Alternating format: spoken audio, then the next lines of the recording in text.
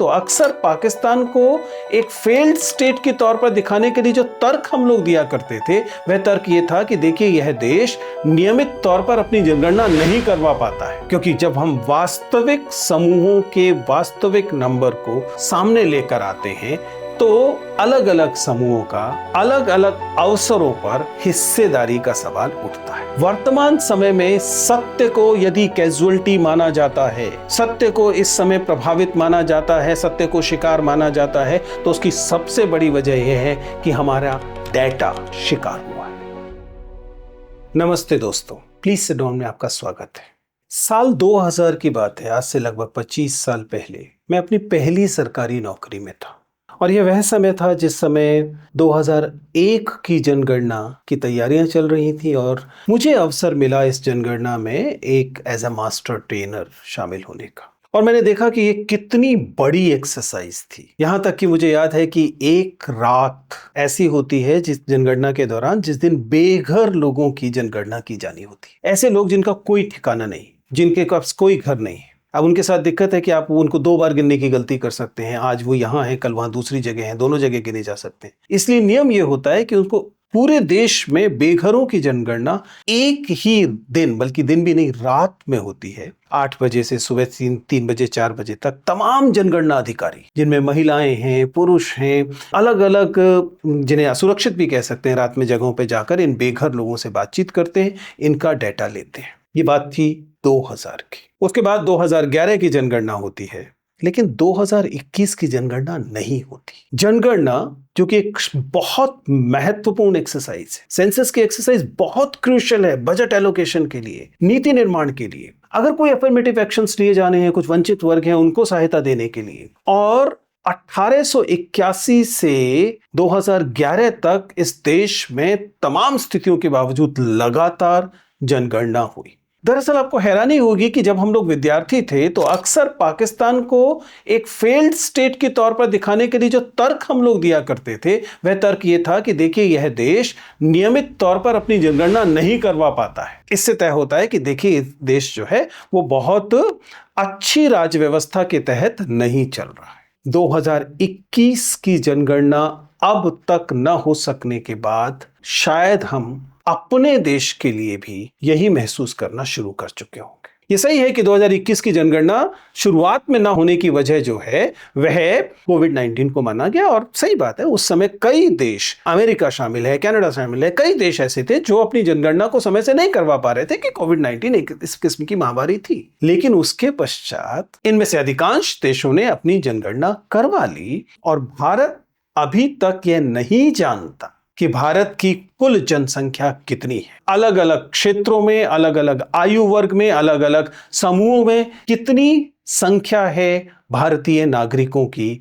और कुल मिलाकर भारत की जनसंख्या की क्या स्थिति है। हमारे पास यह डेटा नहीं है। हम केवल स्पेकुलेशन पे चल रहे हैं या सर्वेक्षणों पर स्टैटिस्टिक्स लगाकर ऐसा कर रहे हैं। जनगणना एक सर्वेक्षण मात्र नहीं है। सर्वे में हम एक छोटे समूह को गिनते हैं और उसके बाद विभिन्न सांख्यिकीय औजारों से उसे बढ़ाकर से पूरी स्थिति समझने की कोशिश करते हैं, जबकि जनगणना एक सर्वे होने की जगह एन्यूमरेशन होता है, यानी कि वास्तविक गणना की जाती है। ये जनगणना का ना हो पाना इस देश में कई डरावनी चीजों की तरफ इशारा करता है। अगर आप इसके राजनीतिक स्थिति को समझने की कोशिश करें तो आप जानते हैं कि कई महत्वपूर्ण वजह हैं जिनकी वजह से यह आरोप लगाया जाता है कि वर्तमान सरकार जनगणना को क्यों डिले कर रही है। जैसे मसलन अगर आप जानते हैं कि 86 अमेंडमेंट आया, उसके बाद यह कहा गया कि डिलिमिटेशन जो है वह 2026 के बाद हुई जनगणना पर आधारित होगा। इसका मतलब यह है कि यदि जनगणना 2026 से पहले पूरी हो जाती है तो इसका लाभ डिलिमिटेशन पर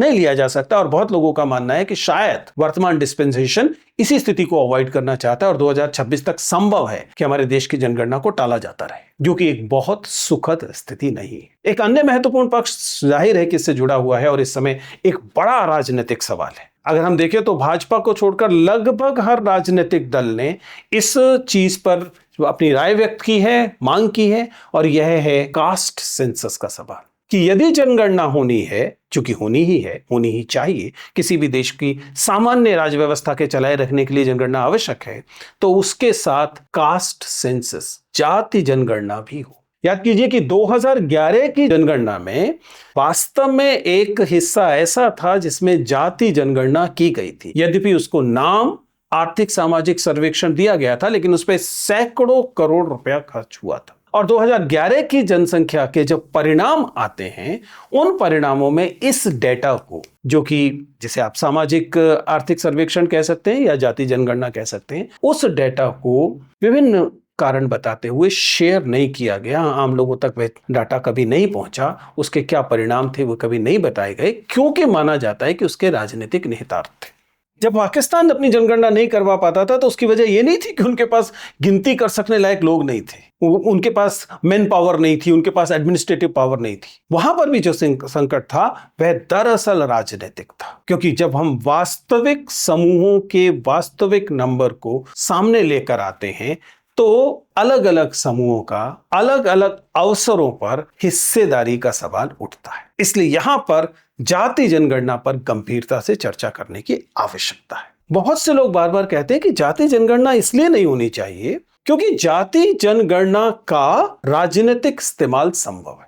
हम लोग हमेशा कहते रहे हैं, क्लासरूम्स में कहते रहे हैं, पब्लिकली कहते रहे हैं कि यदि जाति जनगणना का राजनीतिक इस्तेमाल संभव है तो क्या जातिगत जनगणना न होने का राजनीतिक इस्तेमाल नहीं हो रहा है? आप इस बात को समझने की कोशिश कीजिए कि यदि हम इस ऐसी स्थिति में हैं जिस स्थिति में लोगों को गिनकर उनके वास्तविक संख्या आने के राजनीतिक इस्तेमाल का भय है, तो इसका मतलब है कि इस समय न गिनने से होने वाला जो लाभ है वह वजह है जिस वजह से हम इस जातिगत जनगणना से, और दरअसल इस समय तो पूरी जनगणना से देख रहे हैं कि पलायन कर रहे हैं। अगर आप ध्यान से देखें तो यह जनगणना जिसमें पूरा डाटा होगा, यह देश की न केवल पॉलिटी को, देश की न केवल जो वेलफेयर मेजर्स हैं उनको, बल्कि कई मामलों में देश में अलग अलग समूहों की क्या हिस्सेदारी अवसरों और संसाधनों पर होनी चाहिए, उसे लेकर बात को कर पाएगा, जो वर्तमान में वह नहीं कर पा रहा है। मतलब एक वेलफेयर मेजर की बात करते हैं। नेशनल फूड सिक्योरिटी एक्ट जो है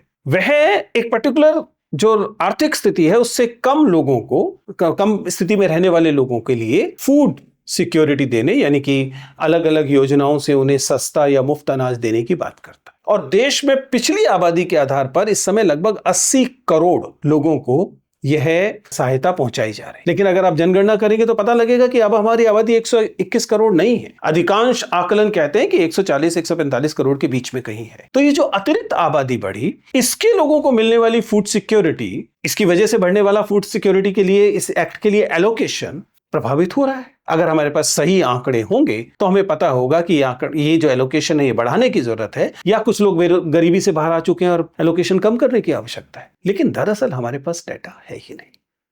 और ध्यान रखिएगा, वर्तमान समय में सत्य को यदि कैजुअलिटी माना जाता है, सत्य को इस समय प्रभावित माना जाता है, सत्य को शिकार माना जाता है, तो उसकी सबसे बड़ी वजह यह है कि हमारा डेटा शिकार हुआ है। हमारे पास क्रेडिबल डेटा अधिकांश मामलों में अब उपलब्ध नहीं है, जबकि डेटा हम जानते हैं कि वर्तमान में राजनीति के लिए भी और समाजशास्त्र के लिए भी बहुत महत्वपूर्ण चीज है। अधिकांश अंतर्राष्ट्रीय संगठन अब भारत से आने वाले आंकड़े को संदेहास्पद कैटेगरी में रखते हुए कहते हैं कि ये ट्रस्टवर्दी डेटा नहीं है, और डेटा कलेक्शन की सबसे बड़ी एक्सरसाइज हमारे यहां इंतजार कर रही है। ये डाटा कलेक्शन की एक्सरसाइज तत्काल पूरी होनी जरूरी। और ये मामला केवल जाति का नहीं है। अलग अलग जनजातियां, अलग अलग ट्राइब्स, अलग अलग भाषा बोलने वाले लोग, धार्मिक समुदाय इत्यादि इत्यादि, इस सब को लेकर जो अलग किस्म का प्रोपेगेंडा पूरे देश में चलता है, उस प्रोपेगेंडा का उत्तर सही स्वच्छ किस्म के डेटा से दिया जा सकता है, जो कि दरअसल जनगणना से हासिल होगा। इसलिए हमें समझना चाहिए, विद्यार्थी के तौर पर भी, नागरिक के तौर पर भी, और इस देश के बारे में सोचने वाले किसी भी व्यक्ति के तौर पर, कि इस देश को तत्काल जनगणना की आवश्यकता है। मुझे नहीं लगता कि अब कोई प्रशासनिक कारण है, मुझे नहीं लगता कि अभी कोई स्वास्थ्य से जुड़ा हुआ कोई कारण है जिस वजह से एक्सरसाइज आज से 2 साल पहले ही शुरू क्यों नहीं कर दी गई। अब तक हमारे पास आंकड़े होने चाहिए। आप सोच के बताइएगा, आप कमेंट में बताइएगा, आपकी राय क्या है। क्या भारत जैसा विशाल देश, जो कि संभवतः दुनिया का सबसे ज्यादा आबादी वाला देश है, है, उसे ये पता होना चाहिए कि नहीं कि उसकी आबादी कितनी है, उसे ये पता होना चाहिए कि नहीं कि उसकी आबादी में बच्चों की संख्या कितनी है, उसकी आबादी में स्त्रियों की संख्या कितनी है, उसकी आबादी में अलग अलग समूहों की संख्या कितनी है, अलग अलग जातियों, जनजातियों और भाषिक समुदाय की संख्या कितनी है। यदि आपको लगता है कि ये पता होना चाहिए तो मेरे ख्याल से हमें इस सवाल को उठाना चाहिए कि हमें तत्काल जनगणना, जिसमें जातिगत जनगणना शामिल है, तुरंत कंडक्ट किए जाने की आवश्यकता है।